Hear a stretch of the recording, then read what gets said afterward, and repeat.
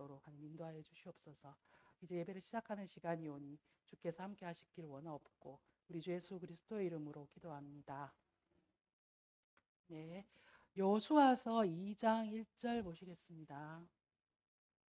네, 여호수아서 구약성경 여호수아 2장 1절부터 봉독하겠습니다. 네, 찾으신 줄 알고 봉독하겠습니다.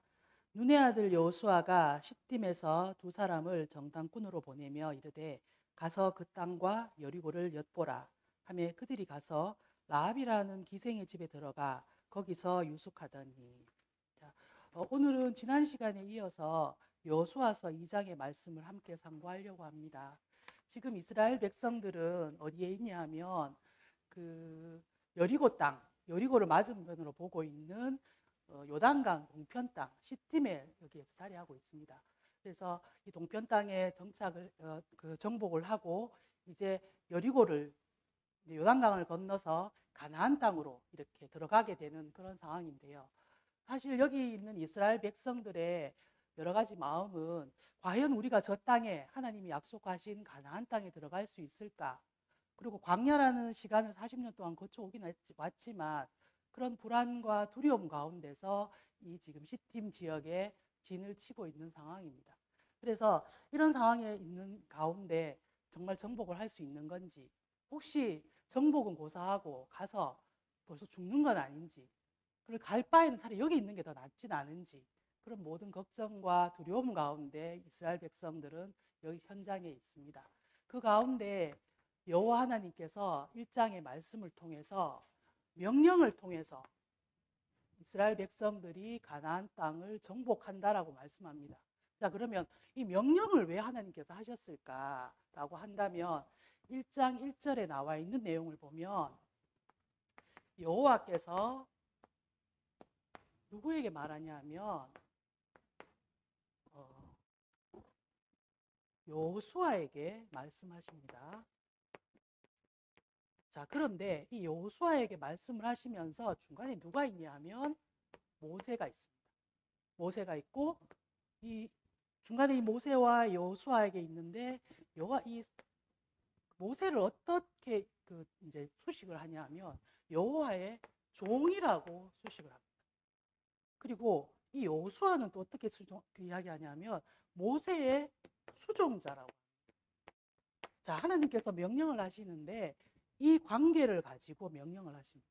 자, 그렇다고 하면 왜 하나님께서는 이 관계라는 여호와의 종 모세 그리고 모세를 수종들던 여호수아에게 이렇게 관계로 말할까 하면 이 관계라는 것이 어떤 관계냐 하면 하나님의 권능이 드러나는 관계였습니다. 모세와는. 자, 이 권능을 드러내는 방법으로 1장 1절에 첫 번째 나오는 게 뭐냐면 여호와께서 모세가 죽은 후에라는 이야기를 먼저 시작합니다. 왜 모세가 죽었다라는 것을 여호수아 1장 1절 첫 번째에 말할까? 그것이 바로 이 권능을 드러내는 증거가 될 수 있습니다. 왜냐하면 모세는 우리가 잘 아는 것처럼 하나님께 부름을 받을 때, 광야에서 부름을 받을 때 하나님께 소명을 받을 때부터 하나님의 명을 받은 지도자였습니다. 그래서 부름을 받고 그 애굽에서 10가지 재앙의 권능을 행하고 마지막에 6월절에 장자 재앙에서 그 장자들을 다 살리고 그리고 장자 재앙을 하고 해서 10가지 재앙을 하고 그다음에 광야에서 구름 기둥과 불 기둥을 인도할 때 그 하나님의 권능이 임해서 모세에게 그 권능이 드러났던 겁니다. 그래서 여호와의 종 모세에게 그 권능이 임했고 그 권능에 따라 모세가 광야에서 이스라엘 백성들을 인도했고 그 인도한 모세가 죽을 때도 역시 마찬가지로 가데스 바네아에서 20세 이상 하나님의 언약을 불순종한 모든 백성들은 죽는다고 했을 때 역시 모세도 거기에 따라 하나님의 명을 따라 죽게 될 뿐 아니라 무리바에서 하나님의 거룩함을 드러내지 않았죠. 그래서 반석을 치라고 했을 때 모세가 굉장히 불순종하게 반석을 칩니다. 그래서 그 사건을 계기로 해서 모세는 절대 여리고 가나안 땅에 들어갈 수 없다라고 받았던 것이 모세였습니다. 그래서 율법을 받고 광야 생활을 하고 모세의 죽음에 이르기까지 모든 것이 여호와의 명에 따라 이루어진 것이 모세였고, 그 과정에서 여호와의 명령 따라 여호와의 권능이 드러나는 관계였습니다. 그리고 이 권능은 항상 함께하는 관계였습니다. 그러다 보니까 이 여호수아 역시도 모세를 수종들면서 계속 여호와의 권능과 여호와의 함께하심을 여기에서 볼 수 있었습니다. 그래서 모세가 죽었다라는 것은 여호와의 권능이 모세를 통해서 이스라엘의 전체 섭리 가운데서 다 드러났다는 것이고, 그 다 드러남을 통해서 반대로 이제 여호수아는 반드시 여호와의 명대로 여리고 가나안 땅에 진입하게 된다라는 걸 반증해 주고 있는 겁니다. 그래서 이 명령을 통한, 이 명령은 어떤 명령인가요? 절대 명령이죠. 이 절대 명령이라는 건 반드시 이루어지고 확실하게 이루어진다는 걸 의미하고, 이 절대 명령일 수 있는 것은 여호와의 권능이 임했고, 그 권능은 바로 이 모세와 여호수아와 함께 한다라는 것을 1장에서 이야기를 해줍니다. 그래서 여호와께서 모세의 종, 그 수종자 여호수아에게 내가 모세와 함께 했던 것처럼 너와 함께하고, 그리고 함께해서 이 가나안 땅을 진입한다라는 걸 이야기를 해주십니다. 그래서 1장의 내용에 보면 가나안 땅으로 들어가라, 그리고 너에게 주었다, 그리고 너의 영토가 되리라 라고 명령을 하십니다. 그래서 거기에 따라 여호수아가 백성들을 준비시키고, 또 백성들도 거기에 순순히 순종할 뿐 아니라 동편 땅에 있던 두 지파 반 역시도 똑같이 거기에 순종하고, 모세와 함께 했던 여호와께서 당신과도 함께하길 원하고 우리도 당신과 함께해서 가나안 땅을 정복하는 데 앞장서겠다라고 맹세하는 내용이 1장의 내용이었습니다. 그래서 이제 이 1장의 명령, 절대 명령을 통해서 진입을 한다라는 걸 하나님께서 여호수아에게 이야기를 해주신 거죠. 자, 그렇게 하고 난 뒤에 그렇다고 하면 이제 그 다음 무엇을 할까라고 보니까 오늘 방금 읽어드린 2장 1절의 말씀이었습니다. 자, 이스라엘 백성들은 이 동편 땅에서 이제 여호와 하나님의 명령을 받고 이쪽으로 진입해서 간다라는 이제 마음을 먹고 준비를 하지요. 그런 상태에서 그렇다고 하면 이 상대편에 있는 가나안 땅, 다시 말해서 이 여리고성은 이 요단강이 위에서부터 아래로 흐를 때 위에는 되게 폭이 좁다고 합니다. 그래서 하류로 내려올수록 굉장히 폭이 넓어지는데, 이 시팀 지역에서 바로 맞은편에 있는 것이 이 여리고성이고, 가나안 땅에서도 굉장히 큰 성이잖아요. 그 여리고성을 먼저 상대들은 어떻게 생각하는지 정탐을 합니다.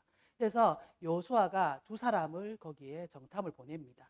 그래서 거기에 들어가서 기생 라합의 집에 유숙하게 되는 내용입니다. 자, 2절 한번 계속 볼까요? 어떤 사람이 여리고 왕에게 말하여 이르되 보소서, 이 밤에 이스라엘 자손 중에 몇 사람이 이 땅을 정탐하러 이리로 들어왔나이다. 여리고 왕이 라합에게 사람을 보내어 이르되 네게로 와서 네 집에 들어간 그 사람을 끌어내라. 그들은 이 온 땅을 정탐하러 왔느니라. 그 여인이 그 두 사람을 이미 숨긴지라. 이르되 과연 그 사람들이 내게 왔었으나 그들이 어디서 왔는지 나는 알지 못하였고, 그 사람들이 어두워 성문을 닫을 때쯤 되어 나갔으니 어디로 갔는지 내가 알지 못하나 급히 따라가라. 그리하면 그들을 따라잡으리라 하였으나 그가 이미 그들을 이끌고 지붕에 올라가 그 지붕에 버려놓은 삼대에 숨겼더라. 그 사람들은 요단 나루터까지 그들을 쫓아갔고, 그들을 뒤쫓는 자들이 나가자 곧 성문을 닫았더라. 자, 이 두 명의 정탐꾼이 이 요단강을 지나서 여리고에 있는 라합의 집에 들어갔습니다. 그래서 이 라합이 이 그 두 정탐꾼을 피신시켜줍니다. 그러니까 이런 분위기를 보면 이스라엘 백성들이 지금 장정만 60만 명이고 최소 200만 명 이상의 대군이죠. 그 큰 민족이 지금 여리고 요단강 동편에 있다는 건 상대 쪽에 있는 족속들이 모를 리가 없습니다.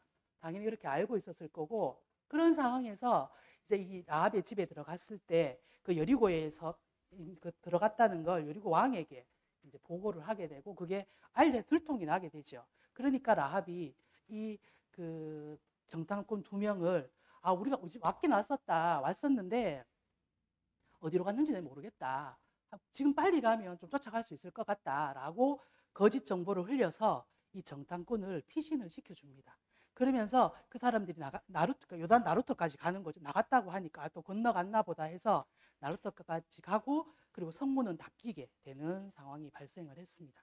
그래서 1차적으로 이 그 라합이 라합의 도움을 받아서 정탐꾼이 숨겨지게 되는 게 나옵니다. 자, 그렇게 되고 숨겨지고 나니까 이제 8절에서 14절에 라합이 정탐꾼에게 맹세를 합니다. 자, 어떤 맹세를 하는지 한번 보겠습니다. 또 그들이 눕기 전에 이제 그 옥상 지붕에 있었지요. 눕기 전에 라합이 지붕에 올라가서 그들에게 이르되 말하되 여호와께서 이 땅을 너희에게 주신 줄을 내가 아노라. 우리가 너희를 심히 두려워하고 이 땅 주민들이 다 너희 앞에서 간담이 녹나니 이는 너희가 애굽에서 나올 때 여호와께서 너희 앞에서 홍해물을 마르게 하신 일과 너희가 요단 저쪽에 있는 아모리 사람과 두 왕 시온과 옥에게 행한 일 곧 그들을 전멸시킨 일을 우리가 들었습니다. 우리가 듣자 곧 마음이 녹았고 너희로 말미암아 정신을 잃었나니 너희 하나님 여호와는 위로는 하늘에서도 아래로는 땅에서도 하나님이시니라. 우선 여기까지 먼저 보겠습니다.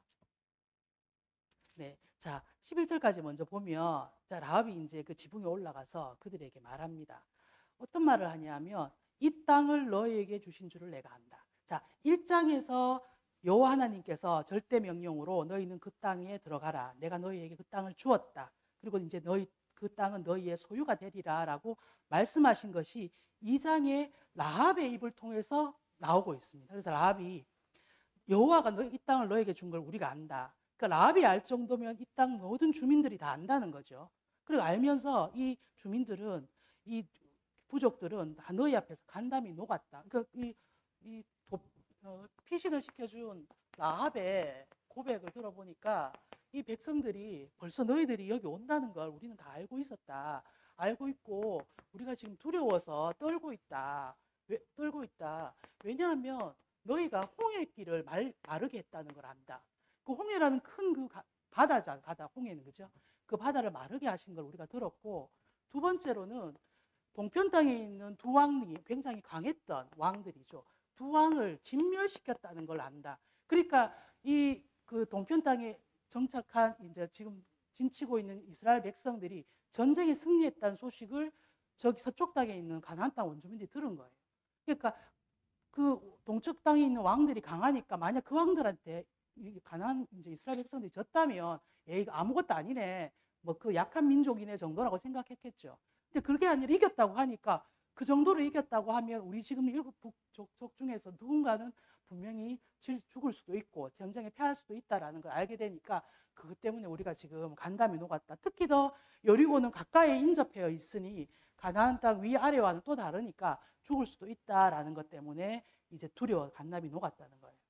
그러니까 그러면서 이 라합이 간담이 녹은 이유는 뭐냐면 여호와는 위로는 하늘에서도 아래로는 땅에서도 한 11절에 나오는 그 말씀대로 이 권능을 가지신 전능하신 신이라는 거죠.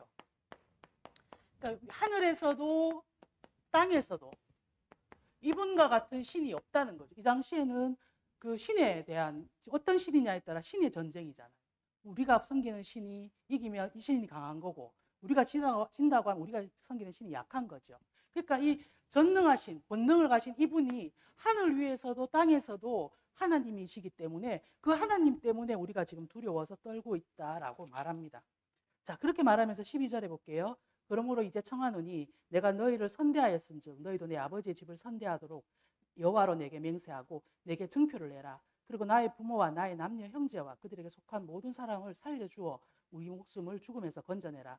그 사람들이 그에게 이르되 네가 우리의 이 일을 누설지 아니하면 우리 목숨으로 너희를 대신할 것이요 여호와께서 우리에게 이 땅을 주실 때에는 인자하고 진실하게 너를 대우하리라. 자, 이렇게 되니까 라합이 선대하라는 조건을 조건이라기보다는 더 요구를 하는 거죠. 우리 살려달라. 우리 아버지 집과 우리 가족은 꼭 살려달라. 그렇게 누구의 이름을 걸고 말하냐 하면 여호와의 이름을 걸고 말해라. 왜냐하면 여호와의 신이 이렇게 큰 기이한 일을 행하시고 너희들을 이때까지 이끌었으니 이 신은 반드시 가나안 땅을 정복할 거고 정복할 거니까 우리의 나를 선대해달라 라고 하니까 이 정탐꾼들이 그래 네가 우리의 목숨을 살려준다고 하면 우리도 여호와께서 우리 목숨을 살려줄 때 너희에게 진실하게 대우하겠다라고 답변을 합니다. 그러니까 이 정탐이라는 것의 용도를 한번 생각해 보면 정탐 없이도 물론 갈 수 있겠죠. 이스라엘 백성들이 정탐 없이 정복할 수 있고 하나님이 전능하신 분인데 그렇게 뭐 어려운 일이 아니겠죠. 근데 이 정탐이라는 용도를 한번 살펴보면 정탐을 해보고 나니까 그러니까 우리 백성들이 저 땅을 간다라고 할 때 실제로 이 그 기생 라합의 이야기를 정황을 듣고 보니까 와 우리가 정말로 가는구나. 저 가나안 땅을 정복하는구나라는 확신이 생기고요. 또 한 개는 하나님께서 이 기생 라합을 우리에게 미리 준비하셔서 라합을 만나게 하셔서 저 상대편에 그 가나안 땅의 정황을 듣게 하시고 준비하셨구나라는 걸 이 정탐꾼들이 알게 되죠. 또 한 개는 뭐냐면 사실 가나안 이스라엘 백성들은 40년의 광야 생활이 불순종과 범죄로 점철된 시간들이었어요. 늘 하나님께 불순종하고 언약을 믿지 않았고 그리고 틈만 나면 자기들의 욕심대로 우상을 섬겼던 자기들이 그런 모습이었죠. 그러니까 그렇게 40년을 돌 때는 그 광야 생활이 너무나 고달프고 과연 끝이 날 건지 정말 가나안 땅에 가는 건지 그런 불안과 걱정으로 40년의 시간을 살았을 거예요. 그리고 40년이 정해졌다고 하지만 과연 정말 정해진 대로 될지 그것도 이스라엘 백성들한테는 굉장한 걱정과 그 불신앙이었죠. 그런 상황이었기 때문에 이 라합의 정탐꾼이 보고를 듣고 나니까 그 40년의 시간이 하나님께서는 이 가나안 족속들을 두려움에 떨게 하는 시간이었구나. 그리고 이스라엘 백성들은 믿음을 견고하게 연단을 시키는 과정이었구나라는 것을 알게 되는 거죠. 그러니까 이 해석이라는 것이 얼마나 시야가 광야라는 것만 봤을 때와 이 동편 땅에 다시 와서 하나님의 그동안 나에게 이스라엘 백성들을 끌어온 섭리를 본다고 볼 때 그 섭리가 시야의 폭이 달라지는 걸 알 수 있죠. 자, 그렇게 해서 이 라합으로 인한 그 정탐에 대한 소식을 듣고 이제 15절에서 21절에는 피신을 시켜준 라합과 정탐꾼이 서약을 합니다. 어떤 서약을 하는지 보겠습니다. 15절 라합이 그들을 창문에서 줄로 달아내리니 그의 집이 성벽 위에 있으므로 그가 성벽 위에 거주하였습니다. 라합이 그들에게 이르되 두렵건대 뒤쫓는 사람들이 너희와 마주칠까 하노니 너희는 산으로 가서 사흘 동안 숨어 있다가 뒤쫓는 자들이 돌아간 후에 너희 길을 갈지라. 그 사람들이 그에게 이르되 네가 우리에게 서약하게 한 이 맹세에 대하여 우리가 허물이 없게 하리니 우리가 이 땅을 들어올 때 우리를 달아내린 창문에 이 붉은 줄을 메고 네 부모와 형제와 네 아버지의 가족을 다 네 집으로 모으라. 누구든지 네 집 문을 나가서 거리로 가면 그 피가 그의 머리로 돌아갈 것이요 우리는 허물이 없으리라. 그러나 누구든지 너와 함께 집에 있는 자에게 손을 대면 그의 피는 우리의 머리로 돌아오려니와 네가 우리의 이 일을 누설하면 네가 우리에게 서약하게 한 맹세에 대하여 우리에게 허물이 없게 하리라 하니 라합이 이르되 너희의 말대로 할 것이라 하고 그들을 보내어 가게 하고 붉은 줄을 창문에 매니라. 자, 라합의 집은 성의 꼭대기에 있었던 모양이에요. 그러니까 이제 정탐꾼이 라합의 보호 그리고 라합이 피신을 시켜주는 행동을 보면서 확실한 증표를 줄게. 그 증표가 뭐냐면 그 지붕에서 붉은 줄을 달아매라. 그리고 그 붉은 줄을 매서 너희 집에 있는 모든 가족들이 거기에만 머문다면 살려주겠다. 왜냐하면 이때는 땅을 정복할 때 성을 정복하고 정복하는 것은 거기 살고 있는 원주민을 다 죽이는 거잖아요. 그러니까 전쟁이 일어나는 거니까 그 안에만 있다고 하면 우리가 너희가 살려줄 거고 거기에 나오는 자는 우리가 어차피 죽일 거다라고 하면서 그 붉은 줄을 증표로 이야기합니다. 그러니까 라합이 알겠다, 붉은 줄을 내리겠다라고 창문에 내리게 됩니다. 자, 이렇게 해서 라합이 장탐꾼을 피신시켜주고 또 서약을 하게 되고요. 22절로 24절에는 이 보고를 여호수아에게 하게 됩니다. 22절 그들이 가서 산에 이르러 뒤쫓는 자들이 돌아가기까지 사흘을 거기에 머물매 뒤쫓는 자들이 그들을 길에서 두루 찾다가 찾지 못하니라. 그 두 사람이 돌이켜 산에서 내려와 강을 건너 눈의 아들 여호수아에게 나아가서 그들이 겪은 모든 일을 회고하고 또 여호수아에게 이르되 진실로 여호와께서 그 온 땅을 우리에게 주셨으므로 그 땅의 모든 주민이 우리 앞에 간담이 녹더이다. 자, 그 정탐꾼이 라합이 가르쳐준 이야기해준 대로 산에서 숨어 있다가 그리고 사흘이 지나서 이제 다시 내려와서 쫓는 자들이 없어지고 난 후에 이제 강을 건너 오게 됩니다. 오고 24절에 여호수아에게 보고하니까 진실로 여호와께서 그 땅을 우리에게 주셨다. 그러니까 1장의 내용에도 땅을 정복한다라는 명령을 하셨고 이 장에 와서는 라합을 통해서 이 땅을 너희에게 줬다. 그리고 24절에 와서는 그 땅을 우리에게 주셨다라는 걸 땅을 주셨다라는 맥락으로 계속해서 내용이 이어지고 있는 거죠. 그래서 이 장은 정탐을 통해서 진입하게 된다라는 것을 여기에서 우리가 확인을 해본 겁니다. 진입에 대한 정탐을 통한 진입을 확신하게 된 거죠. 자, 확신하게 됐습니다. 자, 3장 보겠습니다. 자, 이렇게 이제 확신을 하고 이게 이제 3일 안에 건너잖아요. 3일 후에 건너니까 이 상태는 굉장히 초긴장 상태죠. 이제 곧 건너게 되는 그런 상황이니까 이제 이 3일이 지나고 드디어 백성들이 요단을 건너게 되는 것이 3장입니다. 자, 하나님께서 어떠한 전략을 써서 이 요단강을 건너게 하실까요? 자, 그걸 한번 보겠습니다. 3장 1절에서 6절입니다. 또 요수아가 아침에 일찍 일어나서 그와 모든 이스라엘 자손들과 더불어 시딤에서 떠나 요단에 이르러 건너가기 전에 거기서 유숙하니라.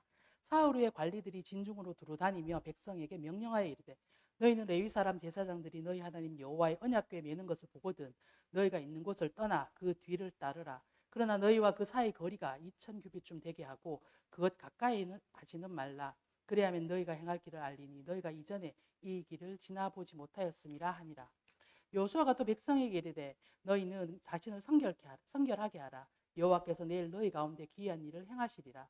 요수아가 또 제사장들에게 말하여 이르되 언약궤를 메고 백성이 앞서 건너가라 하매 곧 언약궤를 메고 백성에 앞서 건너가니라. 자, 이제 강을 건너는데요. 건너게 되는 중심이 뭐가 있습니까? 언약궤를 하나님께서 하시는. 자, 이 언약궤는 이스라엘 백성들이 광야에서 나왔을 때 출애굽기에 광야 생활을 할 때 하나님께서 주신 거죠.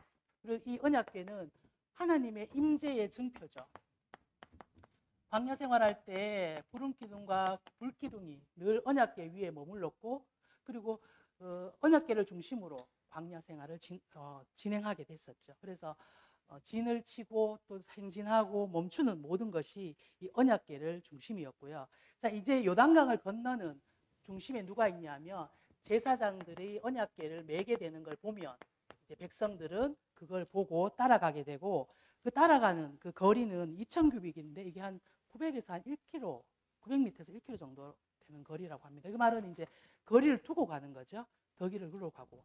자, 그렇다면 이 언약궤를 중심으로 가는 이유는 뭐겠습니까? 왜 언약궤를 중심으로 가겠습니까? 여호수아를 그냥 앞장 세우거나 2시 반이 그냥 앞에 가면 되지. 왜 언약궤를 중심으로 가겠습니까? 이 언약궤는 아까 1장에서 말씀드렸던 것처럼 하나님의 임재의 증표면서 하나님의 권능이 임한다는 걸 여기에서 볼 수 있는 거죠. 그리고 이 언약궤를 중심으로 간다는 것은 하나님께서 이스라엘 백성들과 함께 하신다는 증거죠. 1장에서 요수아에게 그 모세와 요수아의 관계성을 통해서 권능과 함께 한다고 약속하신 것처럼 언약궤의 임재를 중심으로 간다는 것, 여호와의 권능과 여호와와 함께 하신다는 걸 온 백성이 보여주는 거죠. 그리고 이 언약궤를 중심으로 강을 건넌다고 하면 반드시 건널 거니까요. 그리고 이 가나안 땅은 이스라엘 백성들이 한 번도 가본 적이 없습니다. 들어본 적도 없고. 그래서 미지의 길을 이 언약궤가 인도하는 거죠. 그리고 이제 이 언약궤를 중심으로 바라본 이스라엘 백성들은 홍해에서의 원망과는 달리 이제 요단강을 건너게 되는 그 신학의 과정을 이제 연단의 과정을 거치고 이 언약궤를 이제 바라보게 되는 거죠. 그래서 이제 이 그 언약궤를 중심으로 건너게 됩니다. 자, 이렇게 건널 때 하나님께서 요수아에게 다시 한번 명령을 하십니다. 자, 어떻게 함께 하시는지 보실게요. 7절에서 13절입니다. 여호와께서 여호수아에게 이르되 내가 오늘부터 시작하여 너를 온 이스라엘의 목전에서 크게 하여 내가 이 모세와 함께 있었던 것 같이 너와 함께 하는 것을 그들이 알게 하리라. 너는 언약궤를 맨 백성들에게 명령하여 이르기를 너희가 요단 물가에 이르거든 요단에 들어서라 하라. 자, 여호와께서 7절 8절에 보시면 여호수아에게 말합니다. 오늘부터, 자, 이제 이 요단강을 건너기 시작한 오늘부터 너는 그 모세가 내가 너와 함께 했던 것처럼 온 이스라엘들이 보는 앞에서 너를 크게 하겠다. 그 말은 여호와의 권능이 모세에게 임했던 것처럼 여호수아에게 똑같이 임한다는 것을 백성들에게 다 보여주겠다라는 거예요. 그렇게 말씀하시면서 언약궤를 맨 제사장들이 이렇게 명령해라. 그러니까 이제 뭐 들어가 몰래 사정 이런 거 아닙니다. 명령입니다. 명령하기를 요단 물가에 서면 들어서라라고 명령하라는. 자, 시팀에서 여리고성 맞은편에 강으로 향해서 강을 건널 때 이 언약궤를 맨 제사장들에게 물가에 서면 명령해라. 들어가라라고 명령하라는 겁니다. 그리고 이 요단강을 건너는 걸 시작으로 해서 요수아를 크게 하고 함께 한다는 걸 보여준다고 말씀하십니다. 자, 그렇게 하시면서 9절에 여호수아가 이제 백성들에게 말합니다. 이스라엘 자손에게 이르되 이리 와서 너희 하나님 여호와의 말씀을 들으라 하고 또 말하되 살아계신 하나님이 너희 가운데 계시사 가나안 족속과 헷 족속과 히위 족속과 브리스 족속과 기르가스 족속과 아모리 족속과 여부스 족속을 너희 앞에서 반드시 쫓아내실 줄을 이것으로 너희가 알 거라. 자, 이 요단을 도와한다는 건 여호수아가 여호와와 함께 하신다는 권능을 보여주는 것이고 이스라엘 백성들로 하여금은 저 땅을 반드시 정복한다. 그 정복하는 곳에 있는 그 족속들 7족속을 다 일일이 말해요. 그러니까 피상적이지 않다는 거죠. 구체적이고 확실하게 이 요단강 건너는 이 사건으로 이 표적적인 사건을 통해서 너희는 확실히 알게 된다. 11절 보십시다. 보라 온 땅이 주의 언약궤가 너희 앞에서 요단을 건너가나니 이스라엘 중에서 각 지파에게 한 사람씩 12명을 택하라. 온 땅의 주 여호와의 궤를 맨 제사장들의 발바닥이 요단물을 밟고 멈추면 요단물을 곧 위에서부터 흘러내리던 물이 끊어지고 한 곳에 쌓여 서리라. 자, 여기에 보면 하나님에 대한 수식어로서 온 땅이라고 해요. 왜 온 땅이라 하겠습니까? 우리는 지금 땅 정복하거든요. 그러니까 이 온 땅이라는 걸 11절에 온 땅의 주인이 여호와께서 이 땅을 우리에게 주신다. 그리고 우리는 이 땅을 들어간다. 뭘로 알 수 있느냐? 요단 물 끊어지는 거 봐라 라고 말합니다. 13절 또 온 땅의 주. 그러니까 이 온 모든 땅의 주인이신 여호와의 궤를 맨 제사장들이 가는 걸 보면 요단물이 끊어질 거다라고 말합니다. 그러니까 제사장들이 물에 들어서기 전에 여호수아가 들어가라라고 명령하고 물이 끊어지는 것을 보고 와, 우리는 반드시 저 땅을 들어간다. 왜? 여호와께서 절대 명령하셨으니까. 그 표적을 보여주시는 거죠. 자, 그러면서 14절에서 17절 요단을 백성들이 건넙니다. 백성이 요단을 건너려고 자기들의 장막을 떠날 때 제사장들은 그 언약궤를 메고 백성 앞에서 나아가니라. 요단이 곡식 거두는 시기에는 항상 언덕에 넘치더라. 궤를 맨 자들이 요단에 이르며 궤를 맨 제사장들의 발이 물가에 잠기자 곧 위에서부터 흘러내리던 물이 그쳐서 사르단에 가까운 매우 멀리 있는 아담 성읍 변두리에 일어나 한 곳에 쌓이고 아라바의 바다 여매로 향하여 흘러가는 물은 온전히 끊어지며 백성이 여리고 앞으로 바로 건널세. 여호와의 언약궤를 맨 제사장들은 요단 가운데 마른 땅에 굳게 섰고 그 모든 백성이 요단을 건너기를 마칠 때까지 이스라엘은 그 마른 땅으로 건넜더라. 그냥 한두 명이 건너는 게 아니죠. 한 민족이 굉장히 많은 200만 이상 되는 민족이 건너는 겁니다. 그리고 일어나서 장막을 걷고 이제 드디어 우리가 요단을 건넌다. 그리고 그 요단을 건널 수 있는 것은 하나님의 언약 때문이다. 그리고 그 증표로 언약궤를 맨 제사장들이 그 요단 한가운데 서 있습니다. 사실 이 요단에 물이 마른다는 것은 우리가 생각하기에는 어떻게 갑자기 물이 마르지 이런 생각을 할 수 있죠. 그 많던 물들이. 하지만 하나님의 능력으로 봤을 때 물을 만드신 분이 물을 못 마르게 한다는 건 일도 아니죠. 그래서 그런 그 전능하신 하나님께서 물을 마르게 하심으로 그 요단강을 건너는 백성들이 다 지나갈 거 아닙니까? 언약궤 앞으로 다 지나가고 다 지나갈 때까지 거기 서 있다고 한다면 만약 우리가 이스라엘 백성이라고 하면 그 가나안 땅을 가기 위해서 요단을 건널 때 과연 어떠한 마음일까? 광야를 지나고 지금 이 땅에 와서 우리가 정말 하나님의 언약하신 이 가나안 땅을 들어가는구나. 정말 하나님의 언약은 이루어지는구나라는 것을 이 요단강을 건너는 그 대장정의 일을 통해서 깨달을 수 있지 않나 생각이 듭니다. 그래서 가나안 땅을 진입하는, 오늘은 2장 3장을 통해서 가나안 땅을 진입하는 내용을 살펴봤는데요.